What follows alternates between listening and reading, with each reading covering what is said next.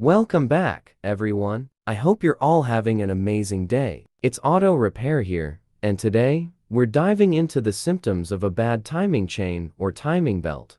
The timing chain or belt plays a critical role in your engine. Its main job is to synchronize the camshaft and crankshaft, ensuring the intake and exhaust valves open and close at the correct time during the first stroke cycle. In some engines, it also powers components like the water pump, oil pump, or balance shafts. Typically, you'll find the timing chain or belt located behind the timing cover, either at the front or on the left side of the engine. A common sign of a failing timing chain or belt is your check engine light turning on. You might see codes linked to this issue, which can be diagnosed with an OBD2 scanner. I'll link the scanner I use in the description below for you to check out.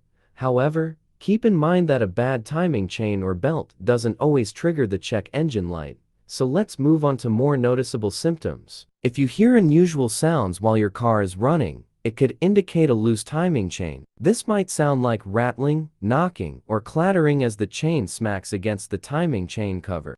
In most cars, a timing chain should not stretch more than half an inch. If it does, it's time to replace it. Ignoring this can lead to further engine issues. Next symptom is poor performance. A stretched timing chain or worn timing belt can cause it to skip a tooth on one of the sprockets. This disrupts the timing of the engine, causing the valves to open and close at the wrong time. The result? Your car may lose power, and overall performance will decline. Last symptom is fast crank, but no start. A severely worn or broken timing chain or belt can lead to a situation where the starter cranks faster than normal, but the engine doesn't start. Here's why. If the timing chain or belt breaks, the crankshaft and camshaft can no longer rotate together. This reduces the torque needed from the starter, which is why it sounds like it's spinning faster.